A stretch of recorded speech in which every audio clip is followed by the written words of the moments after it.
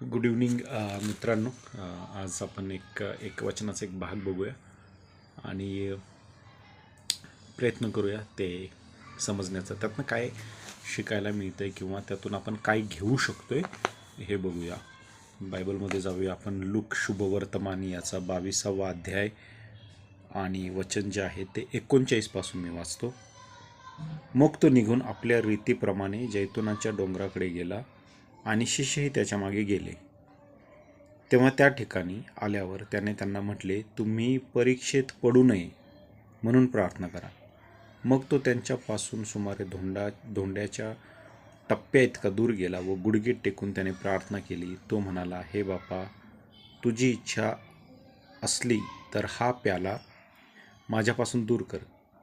तरी माझी इच्छा नको तर तुझी इच्छा पूर्ण हो.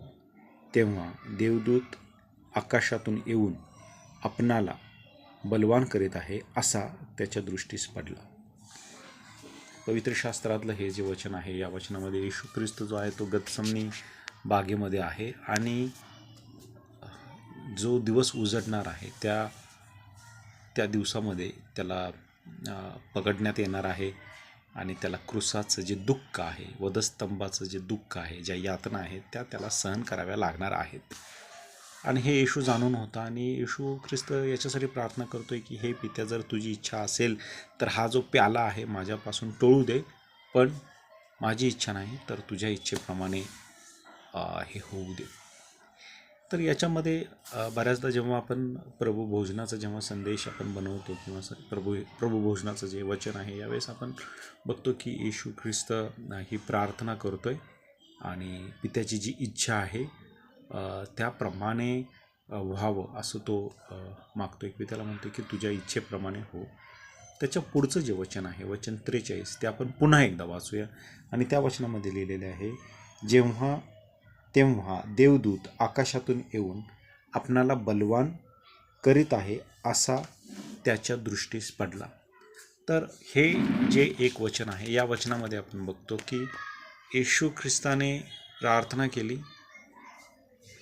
त्याच्यासाठी ही जी वेळ आहे ती अत्यंत कठीण आणि कठीण प्रसंगाची होती. आणि या कठीण प्रसंगी त्याने प्रार्थना केली की पित्या, जी तुझी इच्छा आहे त्याप्रमाणे होऊ दे. म्हणजे येशू ख्रिस्तामध्ये आपण हे चरित्र बघतोय की कितीही कठीण दिवस किंवा कितीही कठीण परिस्थिती जरी असली आपल्यासमोर, तर त्याच्यामध्ये येशू ख्रिस्त हे बघतोय की जर ही पित्याची इच्छा आहे तर मी याच्यामधून जाणार. जी देवाची जी इच्छा आहे ती पूर्ण होऊ दे. आणि ही प्रार्थना केल्यानंतर इथं वचन जे आपण वाचलं की तिथे देवदूत येतोय आणि येशू ख्रिस्ताला तो बलवान करतोय असं येशू ख्रिस्ताच्या दृष्टीस पडलं.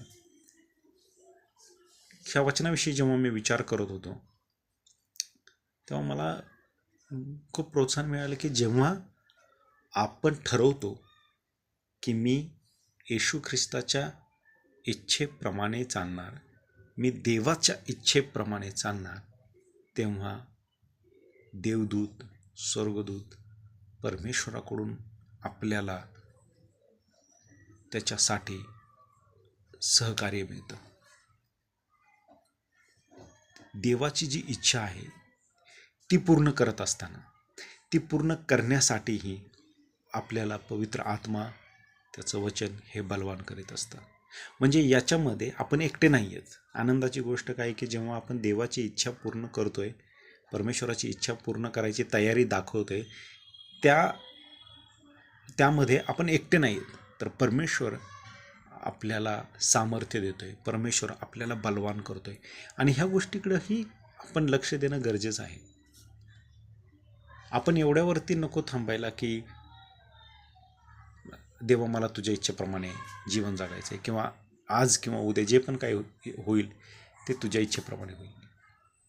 इथं न थांबता आपण हेही बघूया की त्या प्रसंगातून जायच्या आधी परमेश्वर आपल्याला बलवान करतोय, परमेश्वर आपल्याला सामर्थ्य देतोय. आणि ह्या गोष्टीकडं आपण नीट लक्ष देऊया, ध्यान देऊया, जेणेकरून पुढच्या येणाऱ्या दिवसांमध्येही आपण तयार राहू की जरी कठीण प्रसंग आहे तरी आपण तयार असू याच्याविषयी की देव आहे आणि तो मला सामर्थ्य देईल, तुम्हाला शक्ती सामर्थ्य देईल की त्याची ही इच्छा करण्यासाठी मला जे लागणारं बळ आहे ते परमेश्वर मला देईल. धन्यवाद ऐकण्यासाठी.